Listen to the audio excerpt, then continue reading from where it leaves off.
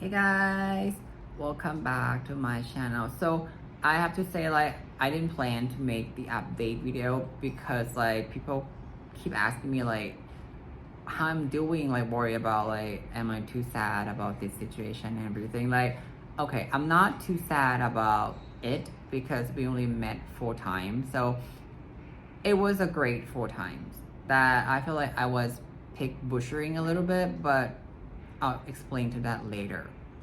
But yeah, I was crying because I just came back from his place and there's a lot of feelings inside as I came out and I just cried. Just my body just released oxytocin, I guess.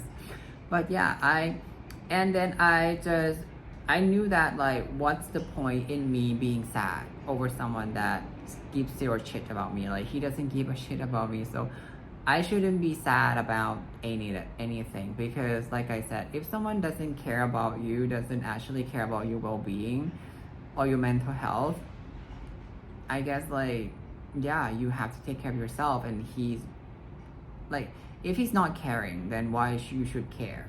Okay. And overall, I'm pretty great right now. I slept pretty well last night. Everything's great. Like I said, like I'm okay. I have good feelings towards him. It's not reciprocated. I accept all that. I'm not like a crazy person who want to chase the guy. Like, oh, I have to have him. Like that kind of behavior. Not really. No, I'm the one that like I try my best. In this case, I can say that I try my best. That even more than my best. That I let things out of my standards, out of my comfort zone, but I got hurt along the way. So I have to accept the consequence of that a little bit. So yeah, I want to address one comment. Like on my comment section, he said like every person will get preyed on regardless of their sex and gender. I do agree with that.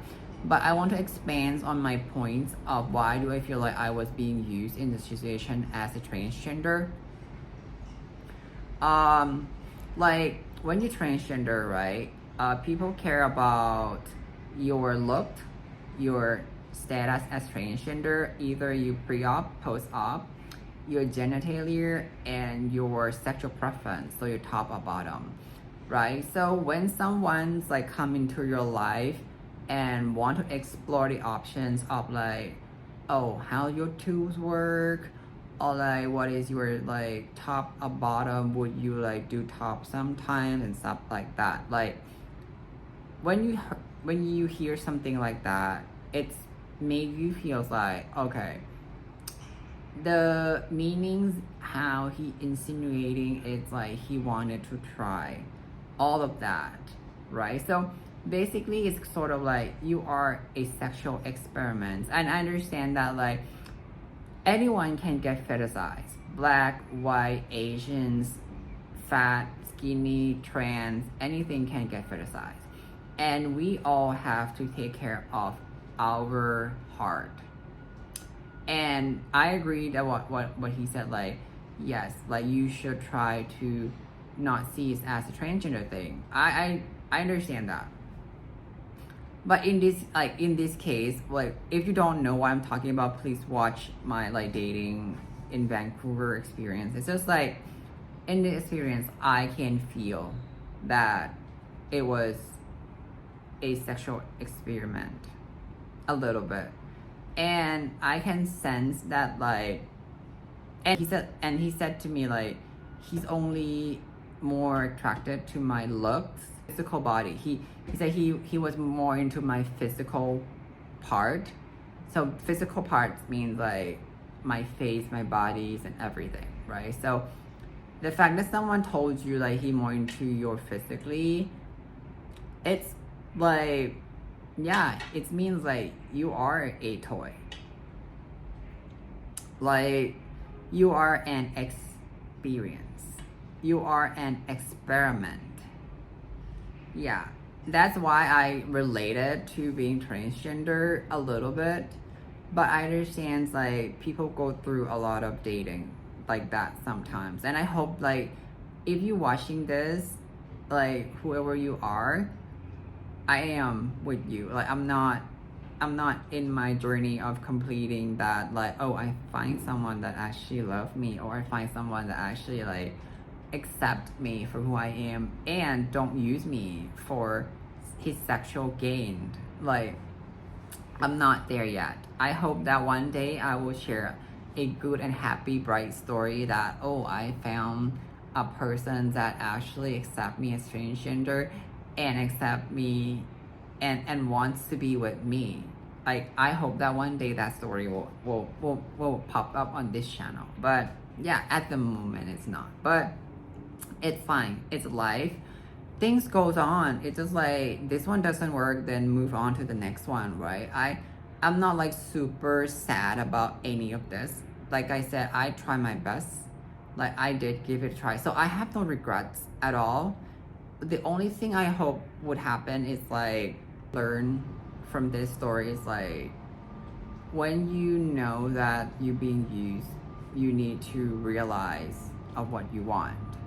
And you need to realize your self-worth and your standards. I let those go like for weeks, right? Because I feel like I wanted to make it work so much that I just be like a yes person a little bit, like the push over a little bit. So yeah, I feel like at least like from this story, I learned to not be pushed over anymore. Like I hope that I won't be a pushover anymore. I feel like I said, I have so much to give, and if he doesn't want it, it's fine.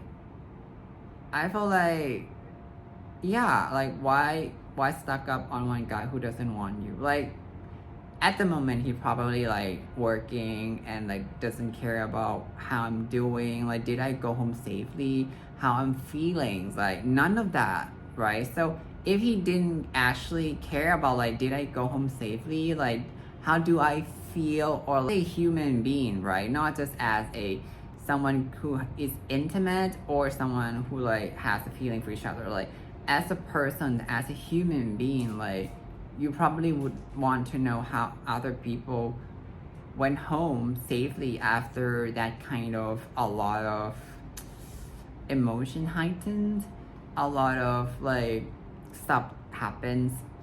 And yeah, if he doesn't care, like why do I have to be crying over someone who's not care? So yeah, I'll cry on that video and pretty much it, because that was fresh, right? That was fresh. I came back home, unpacked a little bit, and then made a video to express like real feelings and to remind myself that's like one day, like there was time that this happened to me. So this video is like a journal to me. This is a long journey, and I think my journey still ongoing. Like one day, like I said, I hope that there will be like a guy that like maybe come on this video on this channels and will be like, yeah, we happy together as a couples or something. I don't know. Like I'm not like anything, but yeah, I'm pretty okay. I want to make it for everyone to know that like it's okay to get rejected. Yeah, but it's not okay to be used. It's okay that we're not compatible, but it's not okay to be manipulated. Like it's okay to not be compatible, but it's not okay to use other people to your own advantage. I feel like there's a thing called karma. I believe in karma because I'm Buddhism, right? So I feel like whatever I did to whatever I do, I will get back. So if I'm giving him the very best, out of my very best intentions, everything that I do to him out of my best heart, so I'm not losing anything at all. Like I was sad, but that's pretty much it. Like I will pick myself up, I will be fine. Yeah, so this video is a little bit all over the place a little bit, but yeah, it just like you don't have to worry about me at all. Like I feel much better. Like I said, like crying is good for you. If you feel sad, let it out. Cry, sobbing, whatever, just let it out. And then you'll feel much better. Like, crying with whatever reason is like a relief. It's like setting yourself, regulating yourself a little bit. So yeah, like, don't care when someone doesn't care about you.